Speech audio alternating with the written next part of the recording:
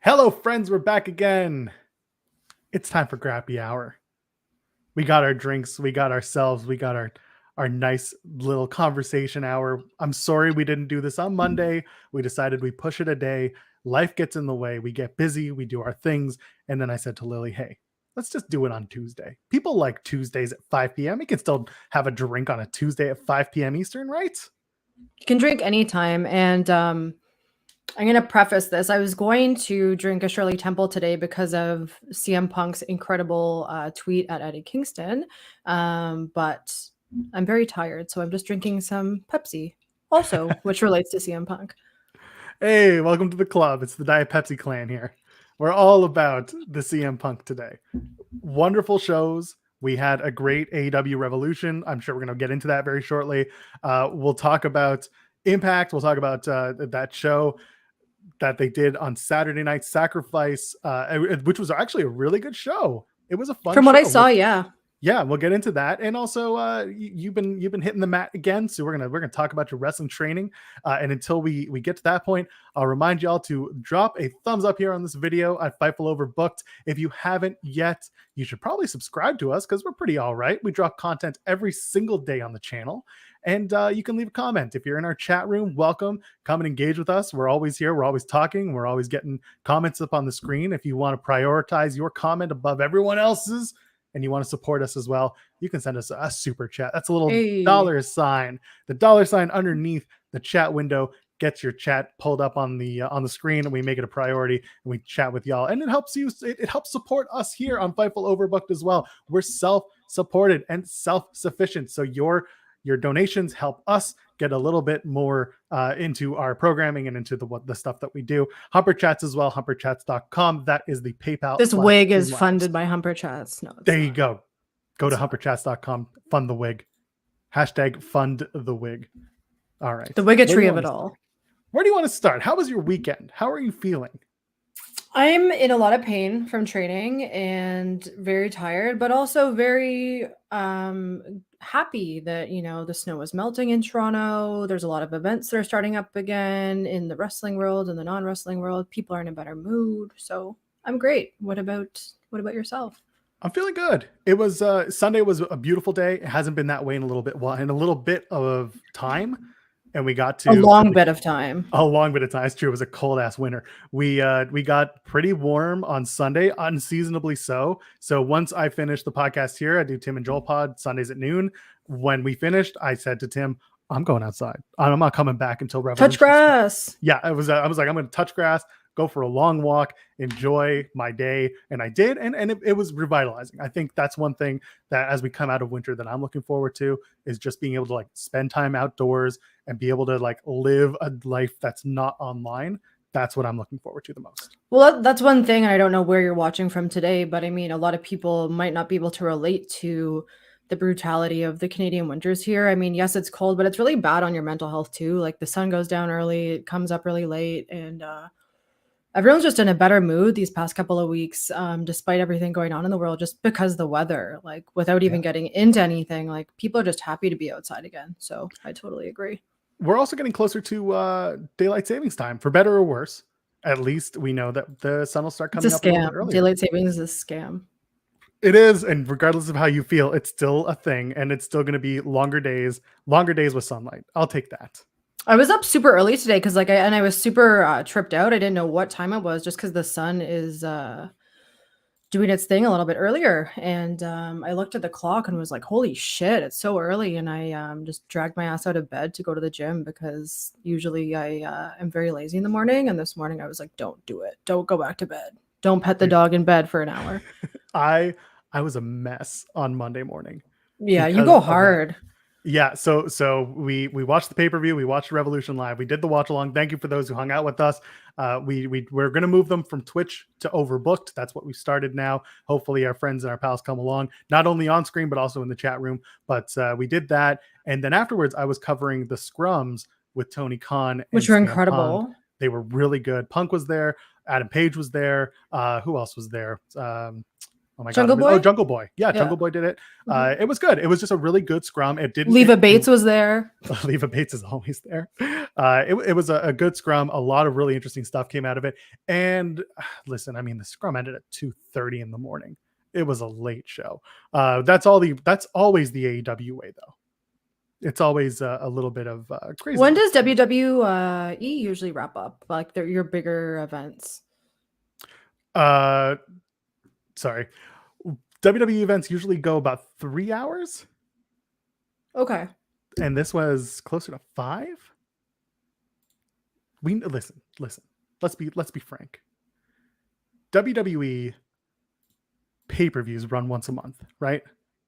AEW pay-per-views run every quarter. So 4 times a year, maybe they'll add a 5th. Either way, it's a lot. Yeah. And those pay-per-views get really long. And I understand it. Like, we all get a little bit burnt out from that. Mm-hmm. But my God, I felt burnt out after Revolution. By the time it was the Adam show, I was like zonked. Yeah, I was getting there too. And I don't know how the chat felt about it. I'm sure there are going to be people who are like, it's totally fine. I can always deal with that. And I get it. Like, it's a good show. They make it so that everything moves quickly. There's a pace to an AEW show, pay-per-view or TV or otherwise, that like it works for a lot of people. But when we start getting into a 5-hour show, sometimes I'm like, towards the end of it, I'm like, I'm going to watch it, but I know I'm going to have to go back and watch it again to see stuff that maybe I missed or that I wasn't super into because I was tired at the time. Maybe I was like JR when we got to the main event match and I started getting all cranky pants, you know? Other than that. Yeah, I saw people were like, go to bed. And I was like, dude, he's been through hell and back. Like, of course he's a little bit out of it. So, the dog's back. Cooper might make a cameo soon. Hello. I'm all for Cooper cameos. Dogs in the chat always win. Come. We're bringing dogs back. He ran away. He doesn't want to come. He doesn't like Fightful Overbooked. I don't know why. He wants to be on the main channel. He thinks he's gonna. Yeah. He only wants to be with Denise and Sean and all the cool kids. Exactly. He wants to be with Buster and Kate's dog. But anyway. And by the way, I got to shout out Reg for making CM Punk cry with that question. I mean, I know he was having an emotional day before, and it probably wasn't only just because of him, but that question, like it got me, man. Like when you just kind of put it into context of his career, especially after the Esquire article dropped. Like what a full circle moment, like holy shit. And I know Denise got a lot of juice out of Tony about ROH and bookings and stuff too. So that's awesome. So since we last spoke, Tony Khan announced that he has acquired Ring of Honor. It's his show now. He told Denise, like you said at the scrum, he told Denise and everyone there that he's going to be the booker for all intents and purposes. And what are you thinking? Like, what do you want to see from a reimagined Ring of Honor that is potentially I don't want to see in cahoots, but like working in tandem with AEW? What would you see? What would you like to see? Well, I watched a lot of the pressers, and essentially now there's going to be 2 rosters, right? And especially now that you have Regal entering the chat, which is also crazy. I don't know what his involvement's going to be, splitting his time and involvement between ROH and AEW.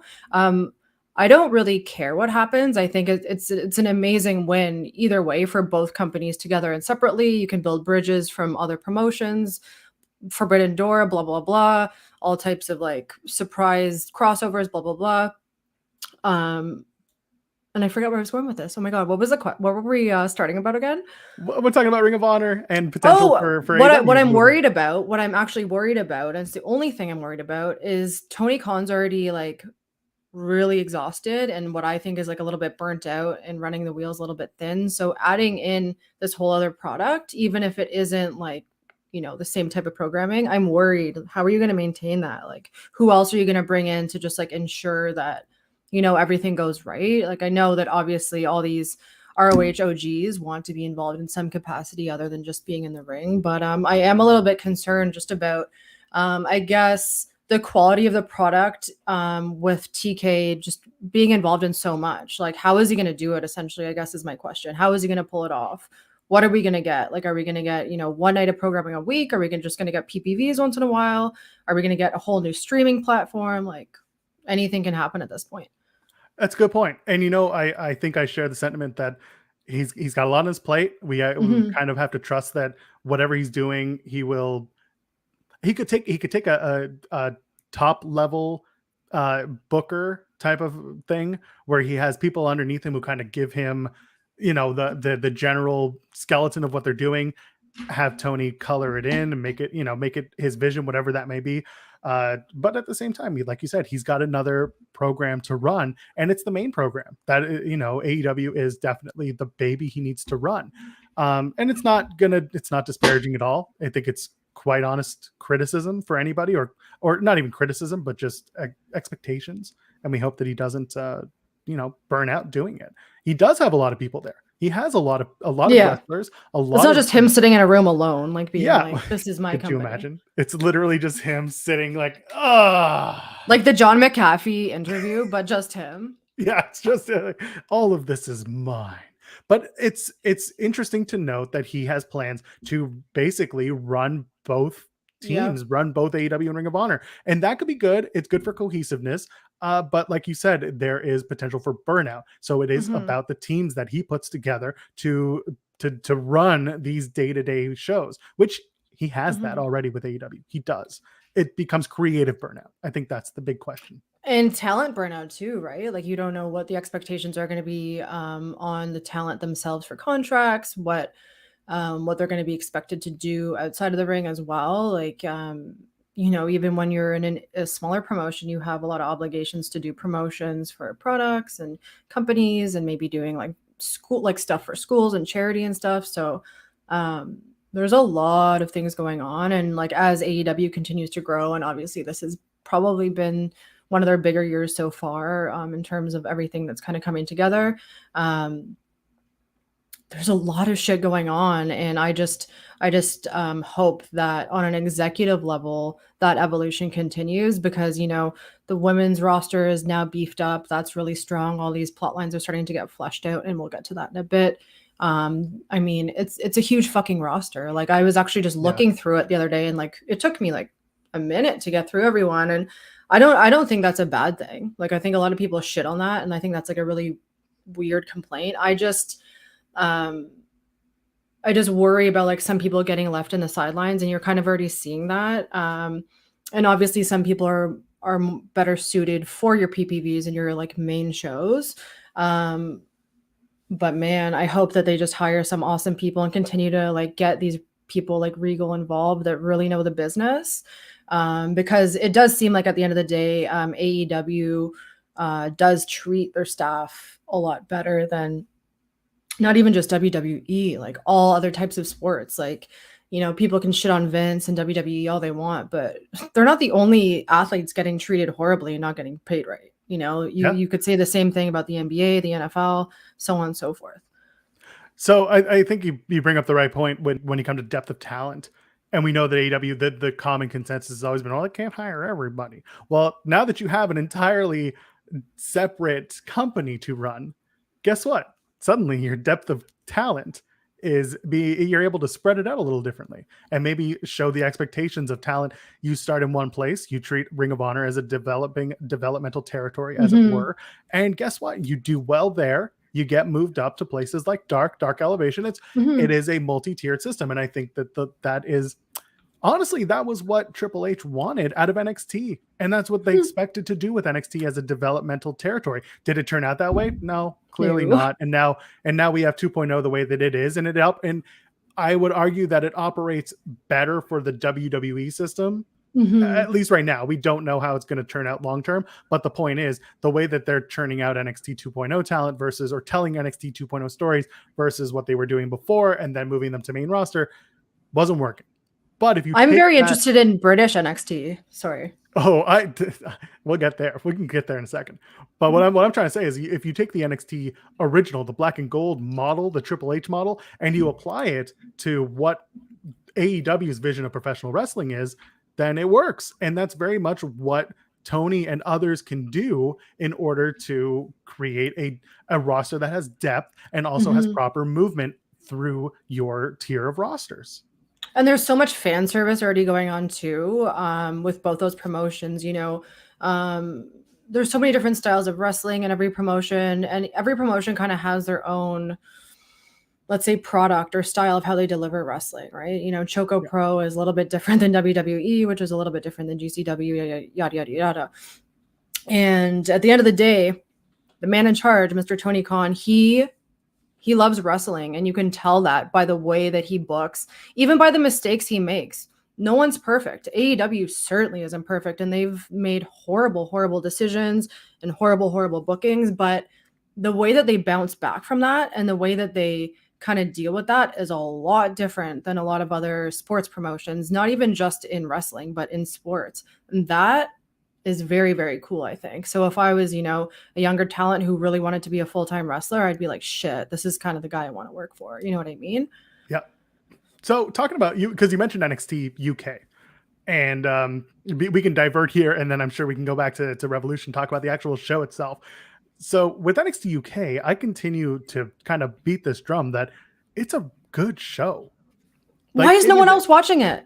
Well, because first of all, nobody knows where to find it. It's the Ring of Honor problem. It's on Peacock, it's on WWE Network, wherever you find it, it's there. And also the stars are not international stars. The show is on like Thursday afternoon if you're on the East Coast. So there's just this loss here. Like it's on 8 p.m. It's on prime time, quote unquote, if you're living in Britland. But otherwise, it's just kind of there. You know what I mean? I would love to see more eyes on NXT UK. It's on BT Sport. I see that in the chat, which is great. So clearly it's very much for the European. It's for the Brits. But for North Americans, they're not necessarily getting their eyes on a product that's pretty cohesive.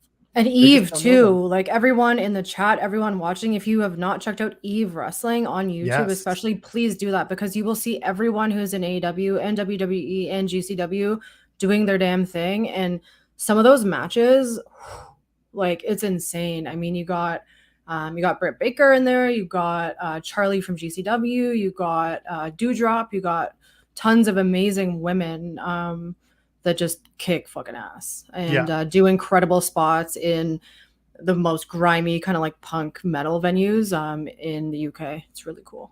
Yeah, I've watched. Eve has a lot of free streams from their YouTube channel. If you check them out, Pro Wrestling Eve, I think, is their handle. They're really cool. It's grimy, so don't expect anything like super Polished. high definition or polished. But you get to see good wrestling. You get to see a pretty solid all women's card. They just had one this past weekend too, and it was a pretty good show. There was some good stuff there. Go check it out if you have a second. Pro Wrestling Eve, they're good. Let's talk about Revolution. Did you have like a match that immediately jumped out at you as your favorite from the night? Oh my God, Jericho and Eddie. Really? Yeah. Okay. I'm just shocked because like out of every other match, that's the one that you're picking, and it's not a bad thing. I'm asking what brings you. I would say my two would definitely be Eddie taking the win and the dog collar match. Like those were definitely my standouts for sure. I think everyone also got like super butthurt over Rosa, and like the responses on Twitter were like, I can't believe this. And I did not expect it, but I totally could believe it because first of all, Thunder Rosa is allegedly injured. Second of all, she denied it. I said allegedly. She did a Fightful Select. She denied it. Go ahead. She also is about to have the anniversary of the Lights Out match in San Antonio. Yep. With Britt, probably in a steel cage so that the Goon Squad can't interfere. I know that a lot of people are complaining, oh, all this interference. That's part of the game, baby. That's part of the game. And I thought, Jamie Hayter and Rebel, who looked absolutely amazing as always, but like especially amazing that night. I mean, everyone did, but especially Rebel. They killed it, and it's part of the story. I mean, another aspect of this whole Britt Thunder saga, which has been going on for over a year now at this point, is that I don't think it's really been showcased well. Like if you didn't see the no DQ match, you kind of didn't like know kind of what was going on between those two. And as much as I love Britt Baker, I mean, I've worn her merch on the show. I think she's a badass. I hope to, shake her hand or like get shot by her one day at a meet and greet or something. She's tired. She's been running the cycle for a long time. And I think that she deserves a little bit of time off and some rest. And it kind of makes sense, to drag this out as long as possible, then drop it in Thunder's hometown, especially with the new belt that they just designed. And I don't know. That's just my opinion. So I was on Wrestling Observer Live with Andrew Zarian on Sunday previewing the card. And the first thing I said to him when we got to the match, the Thunder Rosa and Britt Baker match, I said, I don't think we're going to see a title swap. No. I just like what you said.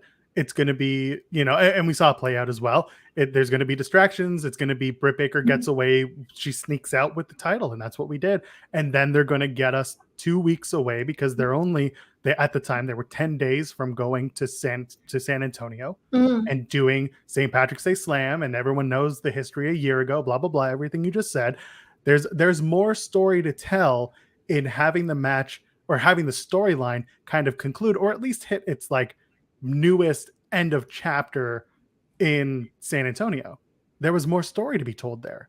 And hopefully we get Mercedes out of this too with Jamie Hayter. And I think that's another thing is that the Mercedes Martinez acquisition and bringing her in, that almost it brought the story down a little bit because it threw a weird wrench in there where they brought her in as a heel to do the Jade Cargill winning the TBS title move because it was Jade versus Thunder Rosa. And then what did they do? It was Britt Baker. I brought her in. I paid for it. And Smart Mark Sterling gave the money, blah, blah, blah. It was like this big kind of convoluted story. And then they turned Mercedes Martinez like 2 weeks in, 3 weeks in. And I think this isn't a slight on Mercedes at all. I think it was just the storytelling. They got lost within it a little bit. And as a result, they kind of have to correct course. Mercedes didn't get involved at the pay-per-view, which would have been a way for her to kind of get some revenge, or not some revenge, but at least even out the odds a little bit against Britt Baker and help her friend Thunder Rosa in this case. But no, we got to do it differently. And we'll do the match on Wednesday with Layla Hirsch and Thunder Rosa, and that'll be a good match. I don't love that Layla Hirsch wins a big match and then has to lose immediately the next week, but whatever. And then we'll get to St. Patrick's Day Slam. Or they're going to swerve us completely. And it's going to be Layla Hirsch versus Britt Baker in San Antonio. That'd be weird. And like, as you were saying all this out loud, like, you just have so much going on with this plot line. None of it's very good. None of it's very bad. But to me, it kind of reminds me of like when you have the most perfect cocktail and you're like, I'm just going to add one little ingredient in, and it totally fucks it up. And not necessarily, it doesn't make it like undrinkable. You're just like, ooh, this drink is weird. Like, I don't know if I like this or not. And that's kind of exactly how I feel with that whole thing. And I love Britt. Like, I genuinely love her and like what she's done for the sport and yada, yada, yada. But like, she's got to drop that belt, man. And at this point, if it's not Thunder, so be it. Because Thunder is going to continue to do awesome shit in like a million promotions until she's probably like 80 years old. So we're good. But come on. Just please in San Antonio. And I would love to see a cage match with all the goons locked out and they're trying to throw shit over the top of the cage and they can't. And then Britt just gets pummeled in like 6 or 7 minutes or something. Yeah. And we can get there. And I think you're right. It's time to refresh Britt Baker. And that's, again, we're not giving a slight. It's more what we can work with something different by having her drop the title and have to fight her way back into getting a match with whoever the champion is. A fake injury would be awesome. Maybe she like breaks her arm or her leg again. That would be awesome if she was back in the wheelchair and Thunder's like, I put you in the wheelchair again, bitch. What are you going to do now? You know what I mean? Stuff like that would work. It would be a different line to the story. And for that, I want to see Britt Baker drop that title, have Thunder Rosa carry it for a bit. I'm sure the fans will love to see it because Thunder Rosa is very much popular with the audience, and I understand why. Yeah, exactly. So that's how I felt. And I think you and I are kind of on the same page when it comes to that match. It was good. It was overbooked, which, that works perfectly for where we are. But overall, I mean, just it was a beat in a story, and it felt like Revolution didn't finish everyone's storylines, which I appreciated. It actually moved stuff along. And so you started talking about Jericho and Eddie Kingston. Well, first of all, I want to get your thoughts on the match, but first, why you drop a guy in his head the first 5 seconds of the match? Pardon me? How can you drop a guy in his head the first 5 seconds? Did you see? Well, he broke his orbital bone, I think. I'm pretty sure. Did he actually? Or are you just saying you think it happened? If you go on his Instagram right now, he posted a video and like I've seen broken orbital bones and he's done it before. He definitely it's all fucked up. Oh, okay. I didn't see that. So Jericho, first of all, looked great considering that he was like so puffy and like looking like a drunk dad for so long. And I'm not gonna sit here and shit on Jericho because, as much as he has spicy political opinions or has done weird shit, it's Chris fucking Jericho. He's a legend, and what he's done in so many promotions is incredible. And what he's done with Eddie is put him over. And that's what I wanted to see. And I think that's what a lot of fans were hoping they would see and didn't expect to see that night. And we did. And Eddie Kingston is such a nerd about Japanese wrestling matches. All he does on Twitter is Yes. repost Japanese matches from like every decade. And I dead ass think that he was like backstage and was like, Jericho, let's do a fucking like New Japan program. And they did. And, you know, it wasn't technical, it wasn't crazy, but the story they told and the emotion that was leading up to it and the win for like Eddie is just so important. Like, it's just so important to tell a story about like the underdog, the person who isn't like really fitting in, the freak, the weirdo, you know what I mean? That was me. That still is me. So like I cried, like I dead ass cried when I saw that. And like even thinking about that, it's so emotional. And that's one of the first times in wrestling recently where I've like been like, holy fucking shit. Pardon my French. That's fine. No, it was emotional for a lot of people. I understand it. I think a lot of people, and this is coming from me, so this is rich. I think we need to give Jericho a little bit more respect when it comes to his experience. The reason being, I think we were very quick to judge Chris Jericho's recent work and recent opinions. But if we take into account the fact that he's been to Japan, he's been to Mexico, he is a fan of Japanese wrestling, he is a fan of Lucha Libre. He did not just come into the business yesterday and figure it out. It's years of grinding. It is years of work for him. So when you say, you know, Eddie approaches, let's say just hypothetically, Eddie Kingston approaches Chris Jericho and says, I want to do a New Japan style match or an All Japan style match. And Chris Jericho says, yes, absolutely. Because Chris Jericho understands not only the importance of that to Eddie Kingston, but he understands what a match like that means and how the story can be told through those means. And I think that's most important for us to understand when it comes to Chris Jericho as a wrestler. And again, rich coming from me, because I will make fun of Chris Jericho probably twice a week and 3 times on Sunday, but I do it with knowing the respect for Chris Jericho. And you can still take the piss out of someone while still respecting everything that they've done. You know, I can say the same thing about tons of like artists from all different types of art that I like. You know what I mean? And right now, like Jericho isn't in this for the long run, boys and girls. If you haven't already realized, like he's not going to be wrestling for very much longer. So for him to continue to kind of do these types of things on his way out the door, that's some classy shit, man. That's some really classy shit. So now the question becomes, what do we do next with Eddie and with Chris Jericho? That was my question. So I have a theory. I really do think we're going to see Jericho and Adam Page at Double or Nothing. You're calling back to their first match for the AEW championship.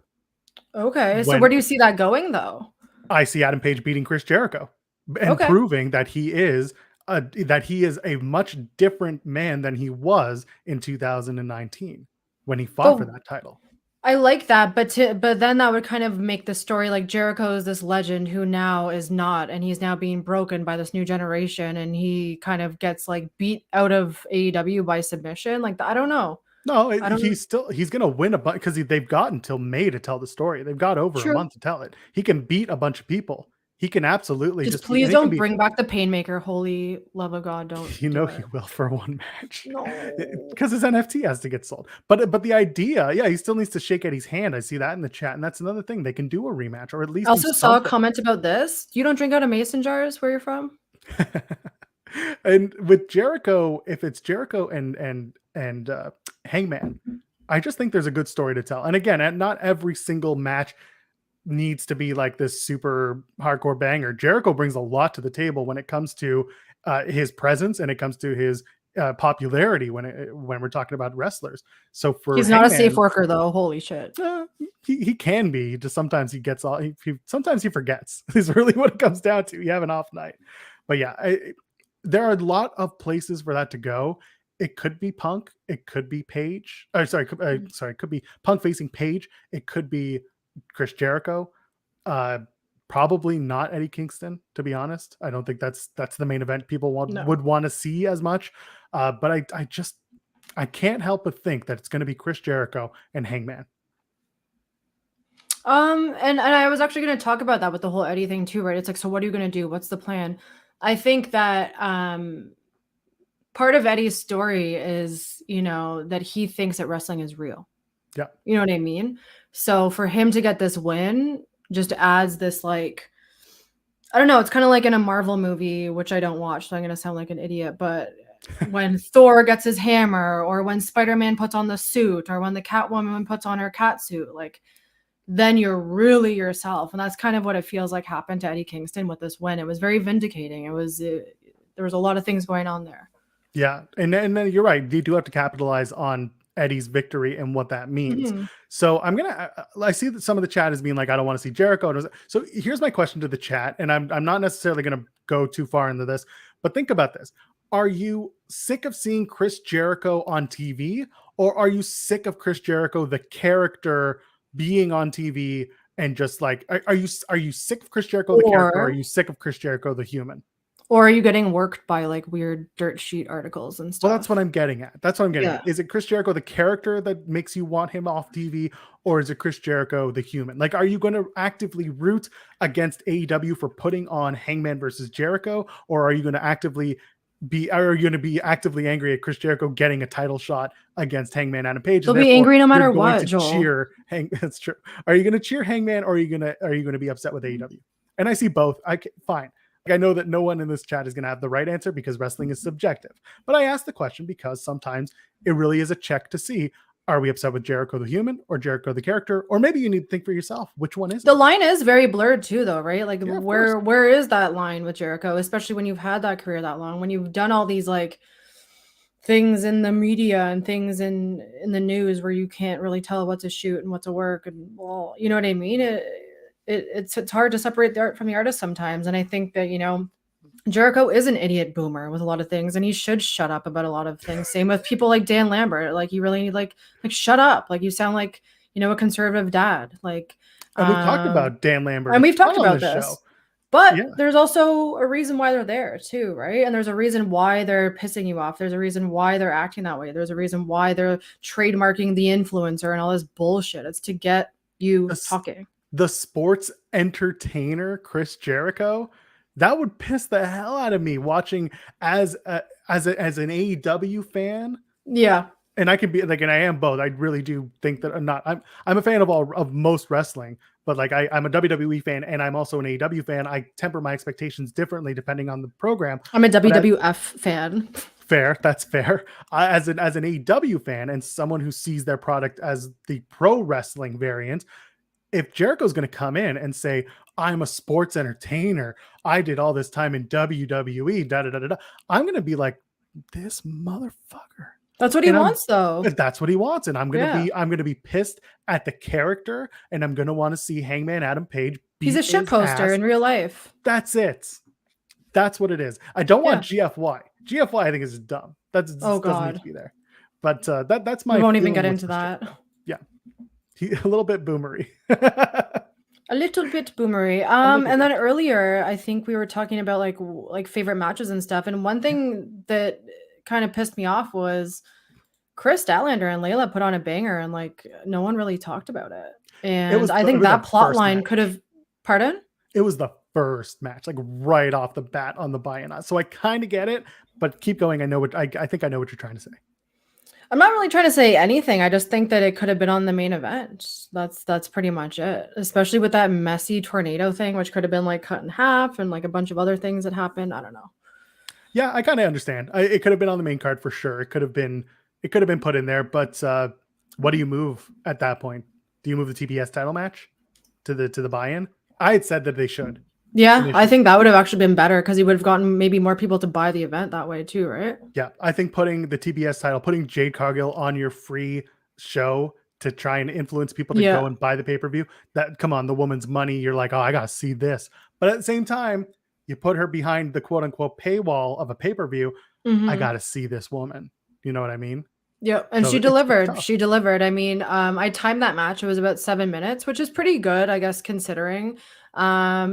And I don't know what I was expecting from that match. I was just expecting something a little bit more, but I really especially love Jade's performance, especially with all the Karate Kid, like crane shit. I mean, the Mortal Kombat look was I mean, Dude, no wasn't one that can ever wear great? that again. No one can ever wear that cosplay again because like she killed it. Like She she does. Yeah. literally killed it.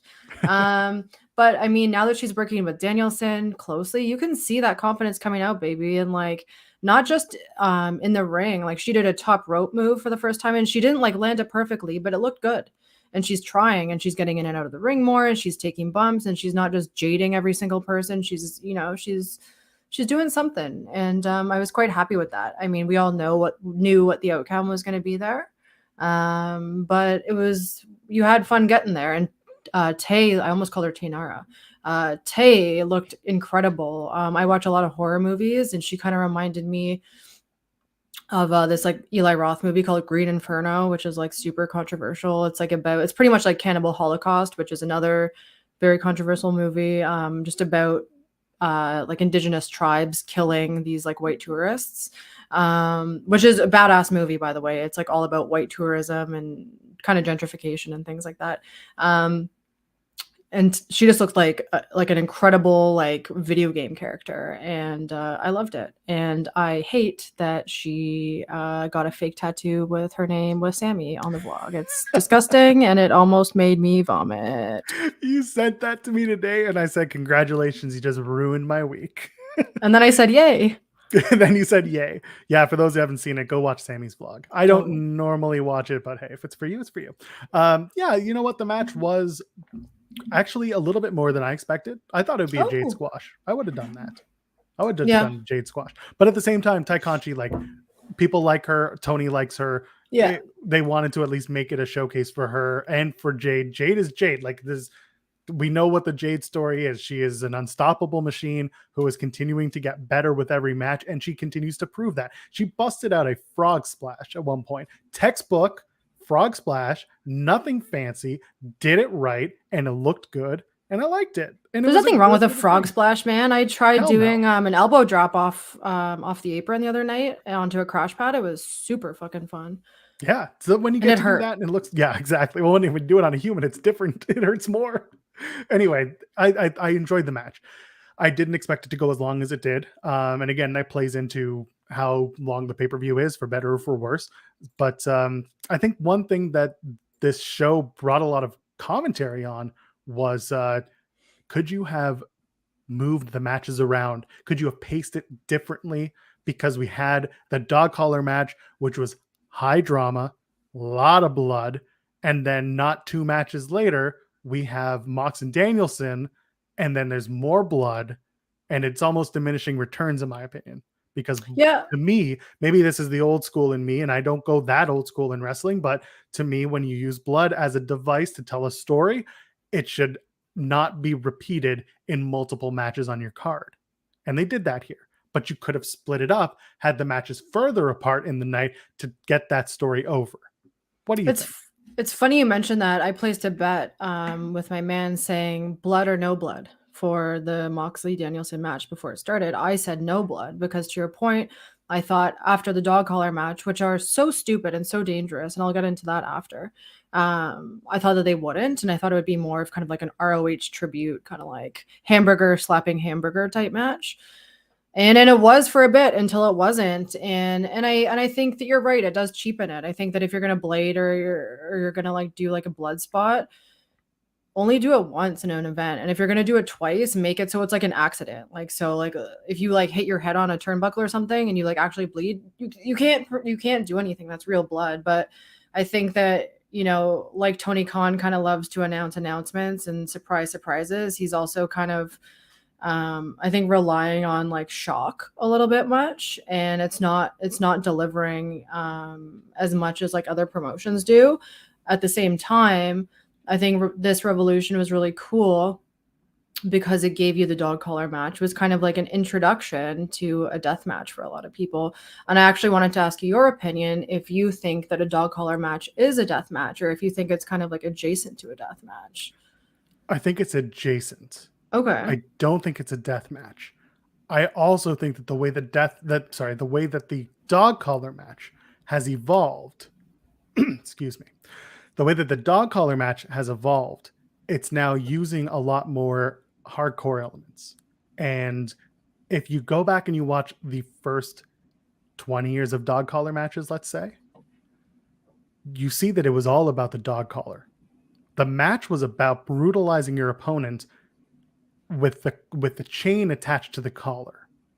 It wasn't about chairs. It wasn't about tables. It wasn't about anything other No than frills. no frills, just using that collar. And that's what they did in this match. And I applaud both of them, both MJF and CM Punk, for doing that. I wanted to see less big moves to tell the story. I didn't want to see top rope stuff. I wanted to see they did a lot of Piper and Valentine. If you've ever seen the dog collar match between Piper and Valentine, they took a lot of those spots. They took a lot of Raven and CM Punk's match from Ring of Honor. They took a lot of influence from that. The AFI entrance from the AFI entrance, which everyone has now been talking to death. if you know, you know, but if you don't, you should have. Anyway, it doesn't matter. Punk cleared that up. He doesn't care. The point was, the match itself to me was really well done. It wasn't perfect, but it was really well done. And by the end of it, I saw the emotion on both men, and I saw the emotion coming from my own feelings, my own internals, where I was like, this is different. This was a well-worked match, and they did it the right way, in my opinion. And going back to more blood and more guts, I mean, verbatim, in some of the promos between Moxley and Bryan, he said that he wanted to bleed with him before he joined his faction, right? So, I mean, I guess he kind of had to do some kind of spot there. So, and yeah, with Danielson and Mox, because they had Regal coming, that was the big moment. And listen, the crowd lit up for that. So I understand it. Like they needed to have it later for that, because they knew that Regal, I don't know if they knew Regal would be that huge of a pop, but the match itself was so intense that it made sense to be later in the night. It was a big draw of a match. I don't know. I honestly, you know what I could have done? If it was up to me, I would have put Mox and Danielson on first, kept the dog collar match where it was, and put Eddie and Jericho later in the card. And I think that would have had the same effect, because Jericho, again, is that big draw. They didn't expect Regal to get a huge pop, and I know that people loved it, and so did I. I just don't think it was expected. But having Regal come out early, maybe in the first match, I think people would have been excited there, and the excitement still would have carried over through the rest of the night with everything else that happened. That's the change I would have made. So the time where Regal came out too, I was talking about it. It kind of gave everyone like backstage and going into the main event a lot of time to kind of like get a lot of moving parts going on. There's probably a million people screaming backstage to get into places or whatever. And it kind of readjusted focus for like the last little part of the show. But I think at that point of the night, people were drunk. People were like full of food, full of blood, full of excitement. And everyone was just like, and now we have the main event. Oh my fucking God. Like we still have so much shit to go through. And not that it was bad. I wasn't like, oh no, like how dare we watch more wrestling? It was just after Regal came out, I personally, and this is just me, so don't attack Joel or anyone. No, attack me. Go for it. I'll just mute it anyway. I was a little bored. I was a little sleepy and bored. I didn't think that they were bad matches at all. I mean, Adam versus Adam was incredible. I love that he wore like the trans rights outfit coming out, like representing Texas and representing like all this bullshit that's happening there. And it was what it was. The thing about that match as the main event is we all knew what was going to happen. I didn't think that needed to be the main event of the night at all. If anything, I probably would have switched Mox and Danielson to the last, and then had Regal be like the last thing, and had everyone shit their pants at the end and be like, "See you on Monday, bitches." See you on Wednesday. Or Wednesday, yeah. Could you imagine they did Monday instead? They're like, we'll do it on Elevation. Up, up, up, up, up. Yeah, that'd be really weird. Yeah. Watch the YouTube show. Everyone's there. No, but I hear you. And you know what? You want to talk about the Adam Cole match? You want to talk about Adam Cole, Adam Page? Yeah, let's talk. Dude, good match, man. Just fun. You know what? Okay, good match, fun match. Felt bad for them because going on last is a huge undertaking. Oh, of course. I would be pooping my pants. Yeah, especially after a 4.5 hour show before it, or 3.5, whatever it was at that point. You had an entire show of people being raucous and excited. Up and down, which was good in terms of telling a wrestling story. One thing I didn't love, the thing was longer than I thought it should have been. The match could have ended about 3 minutes earlier than it did. We got to a lot of points where there was interference that didn't necessarily need to be there. No. The Dark Order coming out, If you watch BTE, it made sense, but unfortunately, not everyone's watching the shoulder Red programming. Dragon too. I was like, what the hell? Like Red Dragon coming out to support Adam Cole because they have the NXT thing and all that. Again, they're trying to push the story forward using BTE, but you have to be watching BTE in order to understand fully what they're doing. But as the match itself goes, really good stuff. They did the Deadeye through the table. I thought that was great. I thought that should have led to the finish, but they kept doing they did the New Japan thing where it's like they get the big move and then they kick out of the finisher at the last. They do the 299 and then the finisher and then the 299 and then spamming finishers to me gets a little old after a while. But for some, that's where they want to see their wrestling. That's fine. But that's where I was. I don't know about you with that main event. No, I don't really have anything else to say about it. I got what I expected, and not much else. I'm not mad at the result at all. Obviously, I think that, who's going to take it from Adam? Probably Punk or MJF.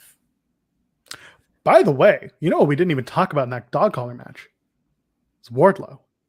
Holy shit. Goes oh my and wins God. himself. Okay. Well, So first of all, two things about Wardlow. So where do you want to start? You want to start with that damn ladder match first? I don't have much to say about the ladder match other than the ring looked like it was one of the rings from Sonic. And why did it look so wet? And why did it look so thick? They did it last year. Someone else called it a Nuva ring, by the way. Hilarious. I'm dead. I called it a hemorrhoid ring. So okay. Hemorrhoid pillow, whatever. You just climb the ladder, get the ring, the brass ring of whatever. So Wardlow in a match. We all knew that was coming, baby. Like we all knew that was coming. I don't know. I think a lot of people they weren't totally sure what to expect. You had Cage. I think people kind of figured out Cage was there to run points and be kind of like the ring general because he has the experience. He was there to direct traffic. Keith Lee, I think a lot of people thought Keith Lee was the guy because this was like his big statement match because they just brought him in, and traditionally he was just there to be Godzilla, man. Well, yeah, exactly. Well, that's what we ended up doing with him. Orange Cassidy, I don't think people were necessarily expecting him, but I think people knew that he would put on a great performance, and he did. He did some really fun shit, and we'll talk about it. Powerhouse Hobbs. The helicopter shit killed me, man. Oh, so funny. There was some that's the Bubba Ray Dudley spot, as I call it, from SummerSlam and from all the other TLC matches. Powerhouse Hobbs, again, another guy that people were like, this is his time, but it's not it's not his time in relation to Wardlow. And then Ricky Starks was the only other guy that I think was behind Wardlow as a potential winner. But Wardlow's the guy. So here are my notes about that match. First of all, hot take, Danhausen cursing people. It is cool. It is funny. However, it is going to lose steam and get really gimmicky and really cringy fast. However, he did come in his ring gear, so that was cool. They're kind of hinting that he's going to, do a match soon, but I want to see that sooner rather than later. I kind of saw the writing on the wall for this. For a long time for Wardlow. He's so over and everyone loves him and everyone's kind of has like blue balls, like when is he going to turn? When is he going to turn? Right. And we finally got it in the other match later in on the night. My only complaint about this is if you have Hobbs in there, who makes sense because he's a big meaty boy who likes to climb ladders and destroy people. And he looks great doing it. Starks being there is kind of strange in that whole dynamic. And I love FTR. I love everyone involved. But what are they doing with Starks? What are they doing with that belt? And where is this going? Because there's lots of possibilities, obviously, but I'm just not interested in it. And it's weird because I actually love Ricky Starks, as a Twitter person, as a person, as a wrestler. But there's something about how the mechanics of FTR is moving right now that just pisses me off. Sorry, when you say FTR, do you mean FTW? The FTW. Oh my God. Yeah. No, it's okay. I just wanted to make sure because I didn't want anyone to be confused. I thought I knew what you meant. So you mean Team Taz. Okay. So Team Taz. My bad. No, it's all good. I wouldn't correct you if I didn't think people would. No. Thank you. So where are they going with Team Taz is a good question. I think they're using Hobbs. Sorry, I think they're using Starks, Ricky Starks, really well when it comes to commentary on places like Rampage, where you can be kind of that cocky heel type of character. I think that if he's able to wrestle more and able to go, I want to see more of him. But I don't know what that status is like.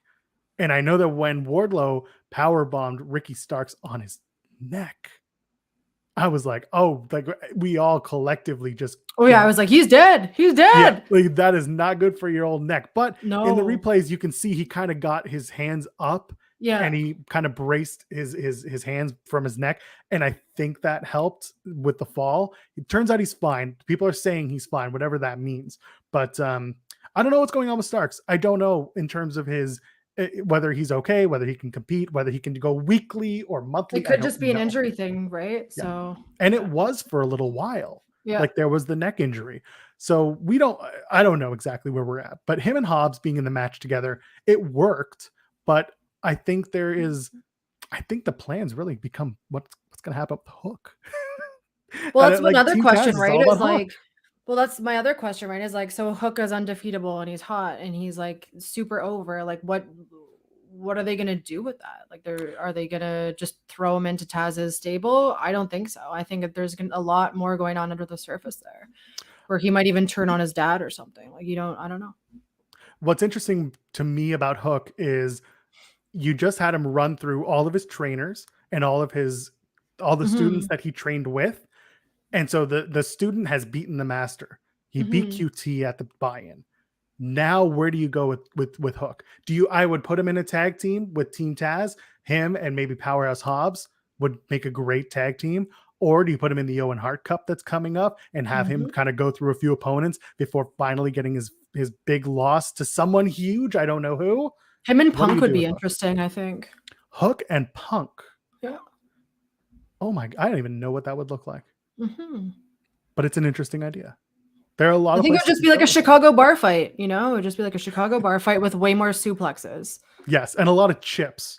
If Hook ever does a hardcore match, I want, instead of thumbtacks, strangle someone with a chip bag. No, I just wanted to pull out like the velour bag that has all the thumbtacks in it that they introduced through the hardcore match. But it's a chip bag. But it's chips. But it's not even thumbtacks. It's crushed up Doritos. He just empties crushed up Doritos. Ooh, popcorn kernels would suck as a deathmatch item too. Lego, man. Lego has been for Lego's way worse than tax. Way worse than tax. We'll do Hook versus Orange Cassidy, I'm sure of it. They'll do Hook versus Danhausen at one point, I'm sure of it, just to get the meme stuff out of the way. Hook versus Sting would be hilarious. But either way, I'm interested in seeing. Yeah, they'll do the Ass Boys for sure. But I'm interested in seeing, now that Hook is basically past his first big test as a wrestler and getting through all of those opponents that trained him, I want to know what they're going to do with him next. And that's where my big question is. But going back to Wardlow. So Wardlow wins the giant ring. And then he uses another, but much smaller, giant ring to influence that dog collar match. What do we think about that Wardlow turn? Was it good for you? Did it feel good to you? Oh yeah, I splooshed everywhere. Like it was amazing. Like just the simple use of the word oops is all you need sometimes to deliver months and months and months and months and months and months of storytelling. And he is so good at acting. Like that dude, I hope, has an agent in CAA or whatever it is. Not CAA, the one for all the big actors, because he belongs on screen. I could see him in action films, all that stuff. Yeah, I loved it. Just having that whole moment where he's looking for the ring and then he can't find the ring, and all of a sudden, and it's just wordless the whole time. It was brilliant. Brilliant. Yeah, really enjoyed it. That was his night. This was Wardlow's best. Is he face now? Probably his best night. Yeah, that's it. We're going to start, I guess, the MJF versus Wardlow feud, whatever that looks like. His new gear is very like facey, I guess, like whatever that means. Whatever that means. Like, yeah, like he doesn't look like an evil gym rat anymore. Now he looks like a nice gym rat, like the guys that I train with. Yeah. Oh god damn, we'll go a little bit over today if you don't mind, because we got to talk about Impact. Oh yeah. I don't have too much to say about Impact anyway, because I got rudely interrupted by the buy-in because I don't watch Impact live. Well, we'll get there. Do you want to talk about the 6-man? Do you have anything to add about the 6-man tag, the tornado? Tornado. Yes, I have two things. Napar. Sammy Guevara, I know you will never watch this, but baby boy, please think about the longevity of your health and your body and your family and your safety. You are talented, but some of these spots you're doing are so dangerous, and like I feel like I'm gonna watch someone die on TV sometimes when I watch them do those spots. I think that, doing crazy flippy shit's cool, jumping off of things is really cool, but when you do it all the time, it gets very played out. And I'm starting to actually memorize exactly what Sammy's about to do, in and out of the ring with like this, and like I'm crazy, and like it's just so cringy, and Over the he top. has so much talent. So I just hope that he kind of stops thinking only about himself and starts thinking about like the long term and like the bigger picture, because he's obviously talented. Like, yes, I'm shitting on him, but there's like a lot of things going on there. Other than that, it was a tornado match. It was a mess. There were so many things going on. I mean, holy shit, Sting. And the cinematic was fucking awesome. Yeah, I'm Darby Allin and this is Jackass. Well, he got a new TV deal, I believe. Well, I think he's going to be working on a show. Yeah, he's going to be working on a show. Take that, Cody. That was a Fightful Select exclusive. Hey. There you go. So yeah, if you go back and watch that match, it was all over the place. The big moment was absolutely Sting going through the table. Those kids are going to talk about that for the rest of their lives. I love that mother and father so much. Oh my goodness. And he was so careful with the kids. He was like, get out of the way, Mono. I have to go deal with this. Yeah, exactly. Either way, okay. The match itself, really good stuff. Sting going through a table, fun. I loved it. It was Sting, crashing through that table. He's fine. He's enjoying himself. Sting at 62. Good. It's also super funny that there's a guy who's been trolling the comments the entire time, but he still is watching the show the entire time. So yeah, really weird. So here he's also coming in here, being like, "Yeah, women's wrestling doesn't need more than 3 matches." Yeah. Why don't you come to my gym? Yeah, come to my gym. We'll talk. Let me tell you a little bit about women's wrestling. It's great. It's and gender doesn't matter in wrestling as long as you got a damn story. So deal with that. Anyways, Impact. Let's talk about Impact. There's nothing on the tag title match that I think we need to really talk about because, hey, we know who won. There was a story that we all knew was coming. That's it. Really excited. Jurassic Express continue to be a tag team title holders. Good for me. Let's talk about Impact. The big matches and the big moments. First of all, what do you want to start with? Do you want to start with PCO and Jonah? Holy shit. I was going to end with that, but we can. And I think we go wherever you want. I think they had to call that match early because PCO got like a popcorn on his head. Like he got dropped so bad. And I'm pretty sure that Jonah was like, all right, let's just like end this right away because it was super brutal. Yeah. And you know what? I thought that match was just right.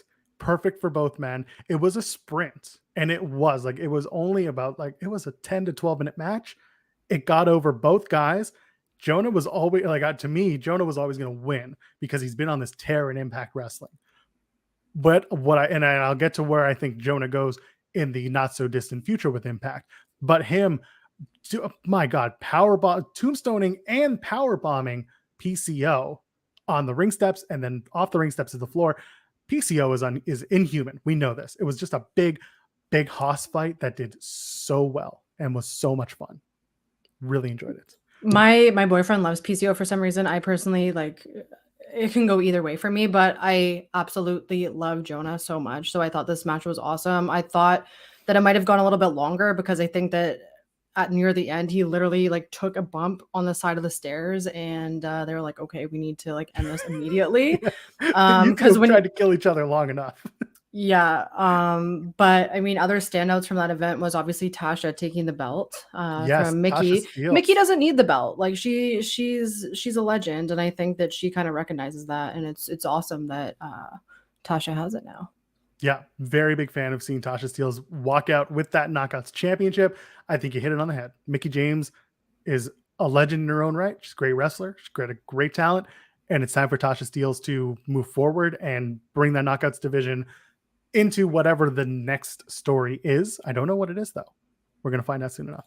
But yeah, good match. The Chelsea Green stuff, that was she was lingering on the outside for a long time because medical was checking on her. That took away from the match for me because I kept thinking that Chelsea's going to come back and get involved in the match. Luckily it wasn't that, but Savannah Evans still did. Still, it was good enough for me. Impact is so frustrating to me because they have so much going on that's right, but so many things going on that are wrong, like the audio, like the way that it's shot, like the pacing of the show, the music. There's so many things that make it so hard for people to watch. And it sucks because Impact is one of the only products where you can take your whole family and go ringside and actually be able to afford it if you're not super rich. It's a very accessible product. And it's really fun. You get to see all different types of wrestlers, some who have been in huge promotions, do their damn thing. And going back to Chelsea, this new character that she's brought out is kind of weird. And I would love to see her GCW character kind of come to Impact. I think that would also be awesome. But anything that the women in Impact do is like amazing. I think that they have one of the best divisions outside of like what's going on in Japan. And Lady Frost is going to be at Greektown Wrestling soon, so I'm going to get to see her in action in Toronto, which will be amazing. Her opening match for Impact was insane. I forget the other wrestler's name, but she is being trained by I had a note here somewhere, but Lance Storm. She's being trained by Lance Storm. So she's green, she's new, but she's pretty fucking good for someone who like is just getting in the ring now. Then we had Jay White taking on Alex Shelley. And then I had to watch the buy-in, so you can talk about this one. I don't even want to talk about it because at this point, I just want people to go and watch the match because it is really friggin' good and it's well worth your time. Like this isn't the place where we go like move by move and talk about what. No, there's just really good match, really good storytelling. Mm-hmm. The right guy won, in my opinion. And the story will continue on Impact this week and into the future. So I'm happy to have seen Jay White and Alex Shelley have a match. I love how he does promos like this all the time. Knife perverts. He's a knife pervert. Anyway, that was the wrong thing. Yeah, I was like, is he from Ireland? He's not from Ireland. He is from New Zealand, and I usually have a New Zealand thing. Shelley and White was probably match of the night for me. I do want to point out, thank the Lord, the Good Brothers are no longer tag champions. But it's even worse now. No, it's great. Violent by Design were great tag champions. They're so annoying. Eric Young is so good. Do I love Violent by Design's promos? I don't love their promos. Their promos make me want to vomit. My favorite thing was when we were doing the Twitch watch-alongs, when Impact was on Twitch, we could co-stream it and we could do like show the show live. They would do these promos, Violent by Design would, where Eric Young is talking and then the camera would do a close-up shot of him repeating whatever the word is. It would be like, we are violent. And then it would go like, violent. And it would just be the dumbest, hokiest shit. And so Violent by Design were a little hokey. But as wrestlers, Joe Doring is so good. And so is Eric Young. And Impact is a little hokey, and there's nothing wrong with being a little hokey, so... Yeah, and and I'm seeing in the chat, I do think this is Eric Young's best character work. This is really good. And then finally, Moose retains his title. It doesn't matter. He beat Heath. But the big news was Josh Alexander is back in Impact Wrestling. By the way, I've been telling you people for a month that it's a work. Anyway, I spent a solid month trying to explain it. But either way, Josh Alexander's back. Signs a new talent contract with Impact, and it comes with the caveat that him and Moose will main event Rebellion in April. Love it. Excited for it. So wait, didn't Josh like just leave and now he's coming back? I confused. The story was Josh Alexander was becoming erratic and he was getting too violent. And so Scott D'Amore sent him home and said, get over your shit, get better, and then you can come back. Oh, so it's like a work plot. Kind of, yeah. And then so, and he, listen, he had to cancel a couple of dates and people were like, it can't be a work if he's canceling these shows. Well, it can be because he's canceling for shows where he wasn't like the big draw. And he's also canceling shows where, guess what? He can come back any other time for a show. So I just think they were trying to do like, pay me less now or do something later. I'll make it up to you, blah, blah, blah, blah, blah. This is what we're doing. And I think the people he was working with were pretty understanding about it for the sake of kayfabe and telling a pretty good story that I think did a good job. It just, you can't fool me, Josh Alexander. You can't fool me. Yeah, it was an amazing week of wrestling. Like, this show is not here to be like a concise news show, by the way, ladies and gentlemen. We're here to just kind of talk our talk, drink some drinks, and go back and forth. Like, we're kind of drunk at a bar, even though I'm not drunk right now. And Revolution, like my overall rating on like a F to an A+, I would probably give it an A-. I think it was a little bit too long. I think that some of the cars needed to be moved around, but it was an incredible night for wrestling fans and for the future of wrestling too, like with Regal coming in, blah, blah, blah, blah, blah. Impact continues to be Impact and kind of give me blue balls because it's like so close to being amazing, but it isn't. There's a ton of stuff coming up in the next couple of weeks all over the world, man, but especially North America with GCW, AEW, WWE, everything. I'm training with Superkicked. It's crazy. I'll talk more about that in the next week. No, we didn't talk about it. I feel bad. I'm sorry. No, we got time next week. You can't give them everything in 1 week. But I want to give them everything. I want to give them everything because they give us. You can see my guns when I do that. Hell Coming yeah. for Chris Statlander. Get some thumbs up for them guns. That's what you should do. Toss a thumbs up. Maybe get the comment. Well, women don't belong in wrestling. Remember, Joel? Yeah, don't be that guy. Don't be that human being who's like, women's wrestling. Buddy, women's wrestling is amazing when you give it the shot that it deserves. By the way, sorry, I said I'd come back to this. Jonah versus Josh Alexander for the Impact title. After Josh Alexander wins that title, that's where we're going. I want to see that. That's where we're going. And it's going to be after Rebellion. And it's going to be a wonderful affair. So get ready for that. I just want him to change the gear. I don't like what he wears. It makes me not like him. And I guess that's why he wears it, to make you not like him. But I'm like, oh. It's all in the eye of the beholder. Mm-hmm. Let's get the hell out of here. It's last call. We're going home. Lillie, tell them where they can find you on the internet. You can find me on Twitter at Lillie Z. You can find me on my website, Strange Comforts. You can find me doing Fightful Overbooked stuff. And hit me up on Twitter if you want to talk about wrestling or cool stuff. Oh yeah, she's pretty cool. You should go follow her. It's Fightful Overbooked, youtube.com/Fightful Overbooked. Fightful Select gets you all the news, but they don't pay me to do that, so just go to the thing. Yeah, exactly. Just awkward dancing. I'm at Joel Pearl, JoelPearl. Ladies, gentlemen, friends beyond the binary. Stay cool. Content every day. See you soon.